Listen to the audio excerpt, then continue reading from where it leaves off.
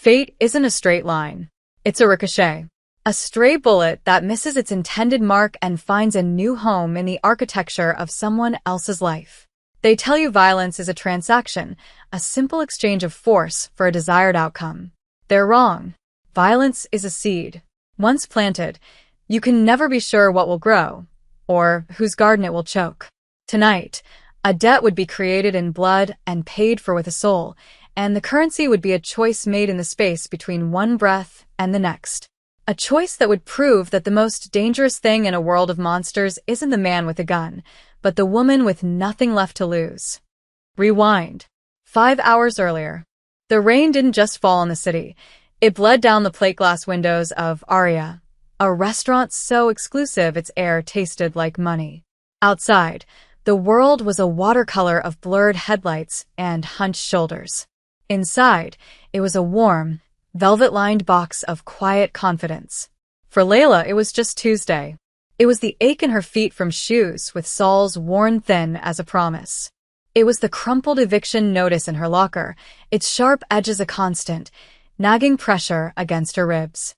At 21, she was an expert in the art of the invisible.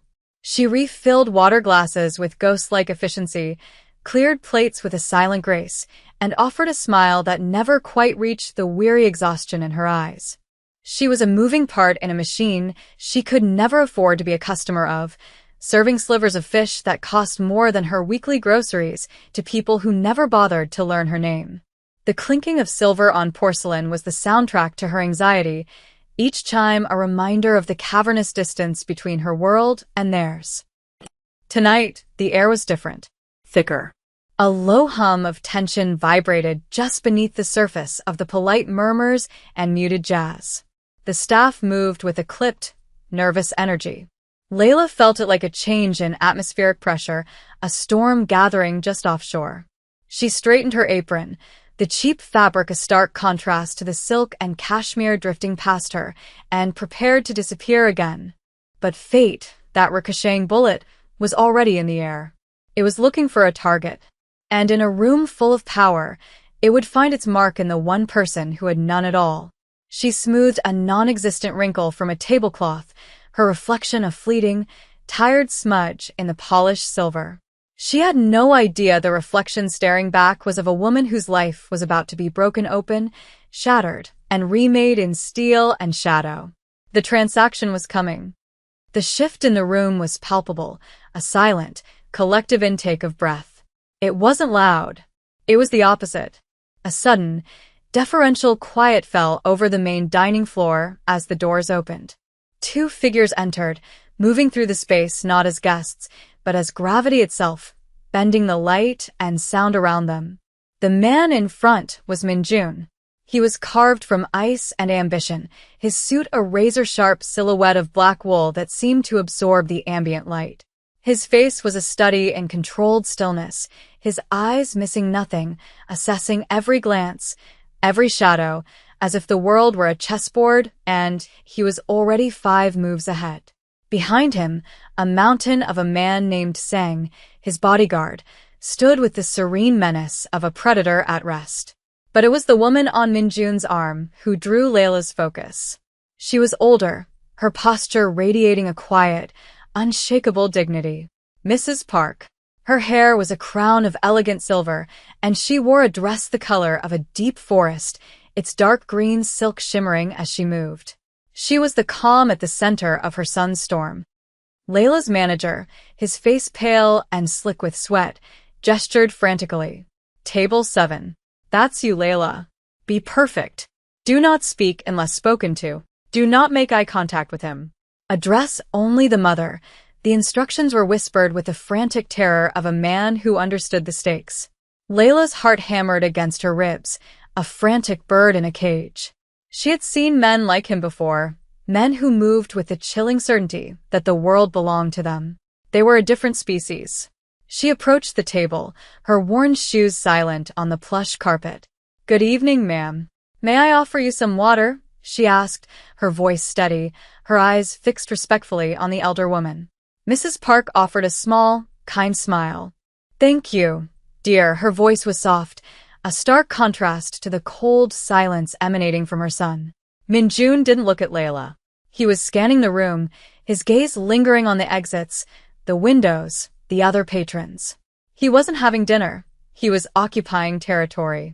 Layla moved with practiced care, pouring the water, her hands steady despite the tremor deep inside her. She could feel his presence like a physical weight, a cold spot in the warm room. She saw the way other diners angled their bodies away, the way the staff gave the table a wide berth. This wasn't respect. It was fear. A deep, primal understanding that they were in the presence of apex power. Mrs. Park, however, seemed oblivious, or perhaps simply accustomed, to the invisible circle of dread that surrounded her family. She asked Layla a simple question about the menu, and for a fleeting moment, it was just a conversation between two women. A brief, fragile pocket of normalcy in a room pregnant with unspoken danger. The meal progressed in a state of suspended tension. Each course was served and cleared in near silence, punctuated only by Mrs. Park's occasional soft-spoken compliments. Layla moved like a phantom, her focus narrowed to the table, to the simple, grounding tasks of her job. Yet, she couldn't ignore the details at the edge of her vision. The busboy clearing a nearby table wore a uniform that was just a little too new, a little too stiff. He avoided her gaze. A side door to the kitchens, usually propped open, was now firmly shut. Small things. Wrong things. Minjun noticed them too. His stillness had become absolute, his hand resting on the table just inches from his mother's. He was a coiled spring. The dessert course had just been served, a delicate pear tart for Mrs. Park, when the first sound came. Not a bang, but a muffled, wet thump, like a heavy book falling on carpet. It was the sound of a silenced gunshot hitting the maitre d' by the entrance. Then another. Chaos erupted. Screams tore through the polite ambience. Patrons scrambled, overturning tables and chairs.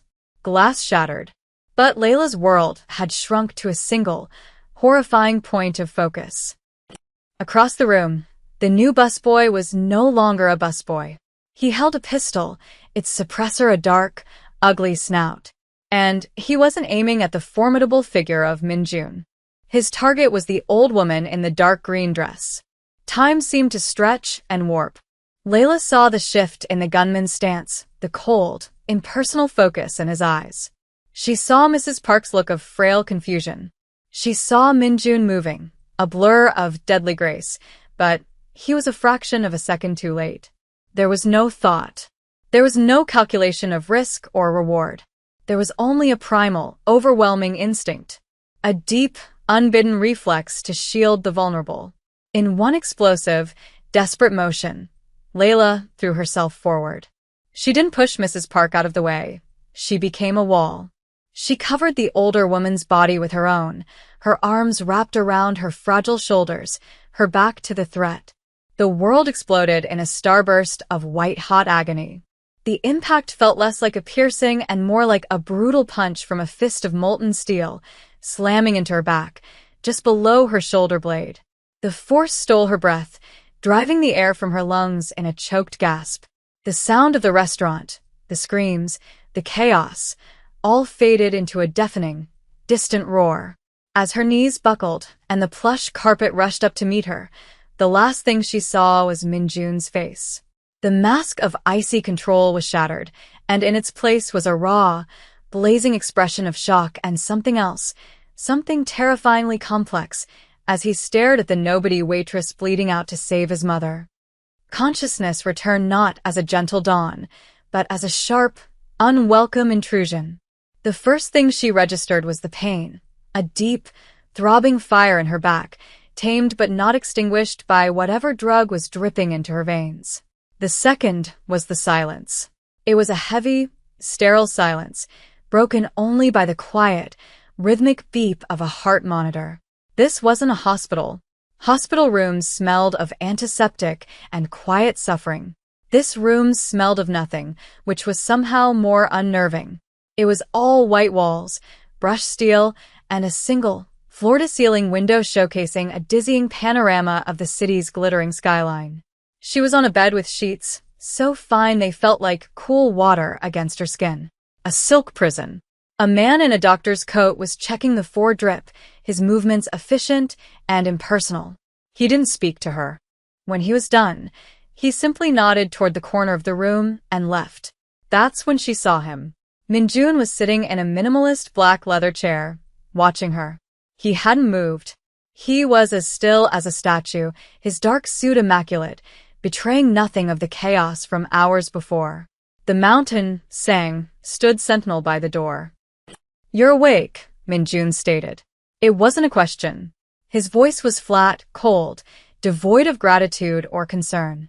It was the voice of a man examining a puzzle piece that didn't fit. The doctor said the bullet passed clean through.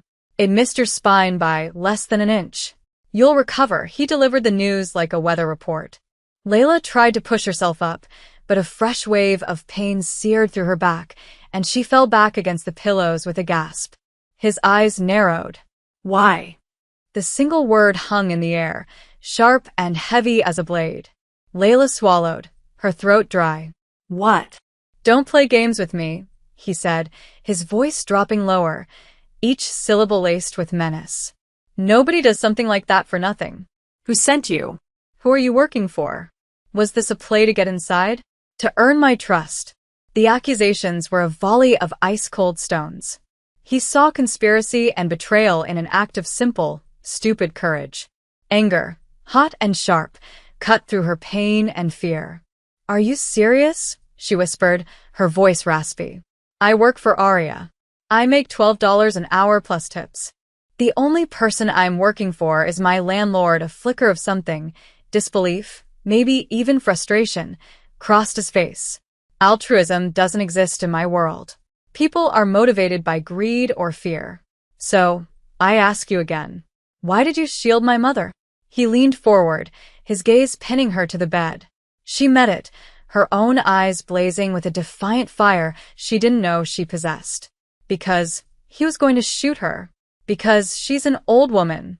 Because it was the right thing to do, you monster. The last word slipped out, raw and unfiltered. The room went dead silent. Sang shifted his weight, a subtle, dangerous movement. Minjun's face became a mask of cold fury. He stood up, towering over her. For a terrifying moment, she thought he might strike her. Instead, he stared down at her, his expression unreadable, a storm of suspicion and a dawning, unwelcome complexity churning behind his eyes. "You are either the best operative I have ever seen," he said softly, his voice a silken threat, "or the biggest fool. Until I determine which, you are not going anywhere." The sterile medical room was replaced by a cage of breathtaking luxury. Minjun had her moved to a sprawling penthouse apartment in a building that scraped the clouds. The place was a monument to minimalist wealth, all glass, chrome, and stark white furniture. The view was spectacular, a god's-eye perspective of the city she used to scurry through far below. But the floor-to-ceiling windows felt like the bars of a cell. She was a prisoner of his gratitude, or more accurately, his suspicion. Sang was her warden, a silent, ever-present shadow stationed in the hallway outside her door. Her meals appeared on a cart, gourmet dishes she would have served but never dreamed of eating. A private nurse changed her bandages daily. Her every need was met, except the one she craved most, freedom. The days bled into one another, a blur of managed pain, enforced rest, and a growing, suffocating sense of dislocation. She was living in a world she didn't belong to, a ghost haunting a life that wasn't hers. On the third day, she had another visitor. Mrs. Park entered the apartment, not with the force of her son, but with a quiet, unassuming grace. She dismissed the nurse with a gentle wave of her hand and sat in a chair beside Layla's bed. She held a small, simply wrapped box in her lap. "I wanted to thank you properly," Mrs. Park said, her voice filled with a sincere warmth that felt like the first ray of sun after a long winter. "My son, he lives in a world of sharp edges. He does not always know how to express gratitude." She opened the box. Inside, nestled on a bed of silk, was a small, intricately carved jade pendant of a hummingbird. "My mother gave this to me. It is a symbol of resilience, of finding sweetness in difficult places, she placed it gently in Layla's hand. The stone was cool and smooth. "You saved my life, child. That is a debt our family can never truly repay." Layla could only shake her head, overwhelmed. "I just reacted. A person's true nature is revealed in their reactions," Mrs. Park said, her eyes knowing and kind. Just then, Minjun entered the room. He stopped when he saw his mother with Layla, his expression hardening slightly. "Iomioni," he said, the Korean word for mother soft on his lips. "You should be resting." "I am fine, Minjun," she replied, her tone gentle but firm, carrying an authority that even he could not challenge. She turned her gaze from Layla to her son. "This girl has a good soul. She is brave, and she is kind. You will protect her. You will keep her safe." This is not a request, the command was absolute. Minjun's jaw tightened, but he gave a short, almost imperceptible nod. He looked at Layla, and for the first time, the cold calculation in his eyes was tempered by something else. The weight of his mother's decree. The undeniable reality of the debt. He might not trust her, he might not understand her, but he was now bound to her by an obligation sealed in blood and maternal law. As Layla's body healed, the penthouse began to feel less like a prison and more like a strange, suspended reality. The forced proximity with her captor/protector settled into a tense, unspoken rhythm. Minjun began to visit more frequently. His interrogations softened, morphing into something more like cautious observation. He would sit in the armchair across the room, nursing a glass of whiskey, and simply watch her as she sketched in a notebook a nurse had brought her. The silence between them was a living thing, filled with questions and assumptions. One evening, she broke it. "Does it ever get quiet?" she asked, not looking up from her drawing. He raised an eyebrow. "The city?" "No," she said, finally meeting his gaze. "In your head." The question seemed to catch him off guard. He was silent for a long moment, swirling the amber liquid in his glass. "Quiet is a luxury," he finally answered, his voice low. "It's what my enemies used to plan. Must be loud," she murmured, a hint of dry wit in her tone. To her astonishment, the corner of his mouth twitched, the barest ghost of a smile. It was a crack in the ice, a fleeting glimpse of the man beneath the monster. Their strange dynamic was interrupted by the arrival of Jae. He was Minjun's second-in-command, a man who wore his ambition as elegantly as he wore his tailored suits. He arrived bearing an extravagant bouquet of flowers, his smile polished to a high sheen. "Layla," he said, his voice smooth as velvet. "Minjun has told me all about your incredible bravery. The entire organization is in your debt." He used a charm that felt slick and manufactured. While he spoke of gratitude, his eyes were cold and assessing, cataloging her, the room, her proximity to Minjun. He asked her questions about her recovery, about her family, about her life before the shooting. It felt less like concern and more like intelligence gathering. "Minjun can be intense," Jae said, leaning in conspiratorially. "But he has a good heart. He feels this debt to you very deeply." "We all do." Layla felt an instinctive chill. There was something predatory behind his polished manners, a hunger that he couldn't quite conceal. When he left, the room felt colder. "I don't like him," she said plainly to Minjun later that night. Minjun looked at her, his expression thoughtful. "Jae is useful. He is smooth where I am sharp. He handles the politics. He looks at you like he's measuring you for a coffin," she retorted. Minjun didn't laugh. He just gave her a long, searching look, as if seeing a new, unexpected angle on a familiar board. A seed of doubt, planted by the girl who saw the world in simple terms of right and wrong, good and bad. A girl who could spot a snake, even when it was smiling. The outside world finally intruded in the form of a heavy, cream-colored invitation.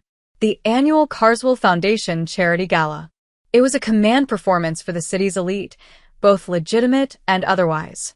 A night where predators mingled under crystal chandeliers, their smiles as sharp and dangerous as the knives they kept hidden.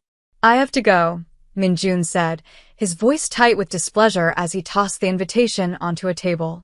Maintaining the facade requires these performances. He had no intention of taking Layla. It was too public, too dangerous. But his mother had other ideas. Mrs. Park was adamant. "Layla will come with us," she announced during a visit. "She has been locked in this apartment for weeks. She needs air. And she is family now. The person who saved my life will not hide in the shadows. She will sit at my side." Minjun's protests were useless against his mother's quiet, unyielding will. And so, Layla was drawn deeper into his world.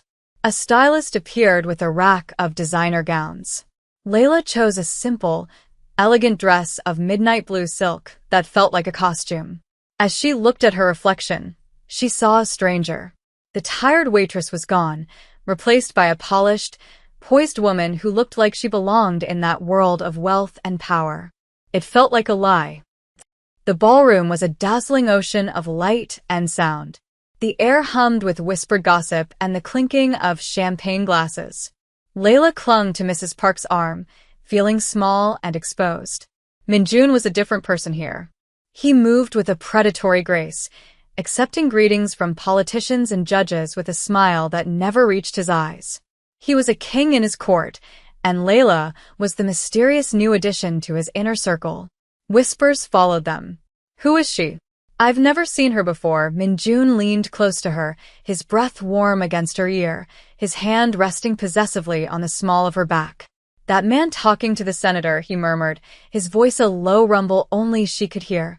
"He runs the waterfront. He would sell his own children for profit." "The woman in red? She launders money through her art galleries. Don't be fooled by the diamonds. This is the most dangerous room in the city." He wasn't just making conversation. He was arming her. He was showing her the world as he saw it, a battlefield hidden beneath a veneer of civility.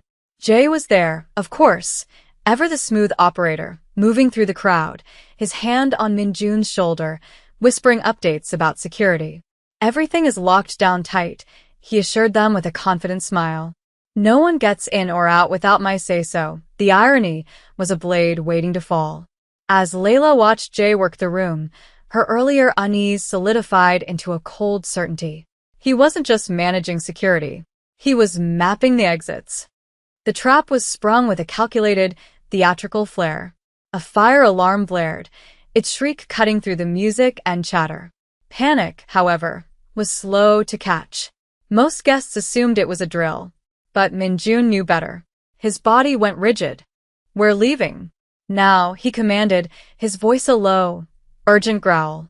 Sang was already moving, creating a path. But Jay was there first, his expression a perfect mask of calm urgency. "This way," he directed, pointing toward a service corridor. "It's the most direct and secure exit. I have my men stationed there. They'll take you and your mother to the car. I'll handle the evacuation." All happened too fast. Minjun, focused on a potential threat from the front, hesitated for a split second. In that moment, Jay's men, disguised as hotel security, flanked Mrs. Park and Layla, ushering them toward the indicated corridor. "Go with them," Minjun ordered Layla. "Stay with my mother." It was a fatal miscalculation. As Layla and Mrs. Park were hustled down the sterile white hallway, the heavy fire door slammed shut behind them, the magnetic lock clicking into place with a sound of absolute finality. They were cut off. The security guards dropped their pretense. Their faces turned hard, their hands reaching for weapons. At the other end of the hall, Jay appeared, a satisfied smirk on his face. "He's so predictable," Jay said, his voice dripping with contempt. "Always so focused on the enemy in front of him. He never sees the knife at his back." Mrs. Park looked at him, not with fear, but with a profound, weary disappointment. "You were like a son to me, Jay." He was the son. Jay snarled, his composure cracking. "I was just the help. Tonight, that changes. The target was always you, old woman. Without you, his heart, he's just a rabid dog. Easy to put down." The men raised their guns. But Layla, once again, moved on instinct. She wasn't a fighter, but she was no longer just a victim. She grabbed a heavy-duty fire extinguisher from the wall mount. As the first man took aim, she yanked the pin and blasted a thick, choking cloud of white foam directly into his face. He staggered back, blind and sputtering. The momentary chaos was all the opening they needed. The lock on the fire door behind them exploded inward as Sang and Minjun burst through, their faces masks of cold, murderous rage. Minjun's eyes locked on Jae, and in that instant, the entire power dynamic of the city shifted. The ensuing fight was brutal and short. While Sang dealt with the guards with terrifying efficiency, Minjun advanced on Jae, a force of nature. Layla, shielding Mrs. Park behind her, watched the two men who were once like brothers collide in a flurry of violence. Jae was skilled, but Minjun was fury incarnate. It ended with Jae on his knees, bloodied and beaten. "You let a waitress and an old woman make you weak," Jae spat, his last act of defiance. Minjun's reply was not a word, but the cold, final sound of a single, deafening gunshot that echoed down the empty corridor. The ride back to the penthouse was a silent, grim procession. The adrenaline of the fight had evaporated, leaving behind the metallic taste of blood and betrayal. Mrs. Park was quiet, her regal composure finally cracking, revealing the frail, shaken woman beneath. Sang drove, his knuckles white on the steering wheel. Minjun sat beside Layla in the back, not speaking, his presence a vortex of controlled violence. Back in the apartment, the silence stretched, thick and suffocating. Mrs. Park retired to her room, escorted by a female attendant. Sang took up his post outside, leaving Layla and Minjun alone in the vast, sterile living room. The glittering city lights outside seemed to mock the grim reality within. Layla sank onto the sofa, a tremor running through her body. She noticed a long, bloody scrape on her forearm from where she'd been slammed against the wall. Before she could react, Minjun was there. He knelt in front of her, a first aid kit in his hands. His movements were surprisingly gentle as he cleaned the wound, his touch light, almost hesitant. The brutal crime lord who had just executed his right-hand man without blinking was now tending to her like she was made of glass. "You shouldn't have been there," he said, his voice a low, rough rasp. He wasn't looking at her face, but at his work, his focus absolute. "If I hadn't been, your mother would be dead," she whispered, her voice trembling slightly. "Jae would have won," he stopped, his fingers hovering over her skin. He slowly lifted his head, and his eyes met hers. The coldness was gone. In its place was something raw and unguarded, a potent mixture of guilt, fury, and a terrifying, unfamiliar tenderness. He saw her not as a puzzle or a debt, but as the one fixed point of honor in his collapsing world. The one person who acted not out of greed or fear, but out of a simple, incomprehensible goodness. "This world," he said, his voice thick with self-loathing. "It will devour someone like you. It will chew you up and spit you out. Maybe," she said, her voice growing stronger. "Or maybe I'm tougher than you think." He finished bandaging her arm, his touch lingering for a fraction of a second longer than necessary. He stood up, not as a crime boss, but as a man stripped down to his essential truths. "The debt I owe you is no longer just for my mother's life.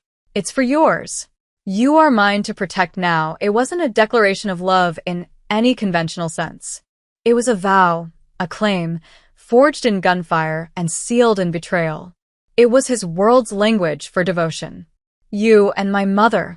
That is the only law that matters to me now." Layla looked up at him, into the eyes of this dangerous, broken and beautiful man, and for the first time since she'd been dragged into his orbit, she didn't feel like a prisoner. She felt safe. She simply nodded, accepting the weight of his promise. Weeks later, the storm had passed. The tremors from Jae's betrayal had shaken the city's underworld, but Minjun had moved with ruthless speed to consolidate his power. The vacuum was filled, the traitors purged. A new, colder order had settled over the streets. For Layla, the world had been irrevocably altered. The penthouse was no longer a cage. It had become a sanctuary. The fear had receded, replaced by a quiet, steady rhythm of a new life. She no longer felt like an imposter. She was simply here. She spent her afternoons sketching, filling pages with the cityscapes visible from her window, finding a strange beauty in the sprawling metropolis that had almost killed her. One evening, Minjun came home early. He wasn't wearing one of his immaculate, weaponized suits. He was in a simple gray sweater and dark pants, looking younger, less like a king and more like a man carrying the weight of his kingdom. He looked tired, but the violent tension that always coiled in his shoulders was gone. He was at peace. He didn't speak, just walked over to the kitchen and prepared a pot of tea, the familiar, domestic ritual a quiet statement in itself. He brought 2 cups to the window where Layla was sitting, handing one to her. Their fingers brushed, a small spark of warmth in the cool air. They stood together in comfortable silence, watching the sun dip below the horizon, painting the sky in hues of orange and violet. The city lights began to flicker on, a constellation of 1,000,000 different lives, 1,000,000 different stories, spread out at their feet. "I never used to notice the sunset from up here," he said softly, his voice a low murmur against the glass. "I was always looking down, watching for threats. What do you see now?" she asked. He turned his head, his gaze leaving the view and settling on her. "I see a reason to look up. Fate isn't a straight line. It's a ricochet. Sometimes it tears through you, leaving a trail of destruction. But sometimes, if you're impossibly, terrifyingly lucky, it shatters the life you knew, only to deliver you exactly where you were always meant to be." In the quiet of the twilight, surrounded by the silent, glittering city, the monster and the angel had found their hard-won peace.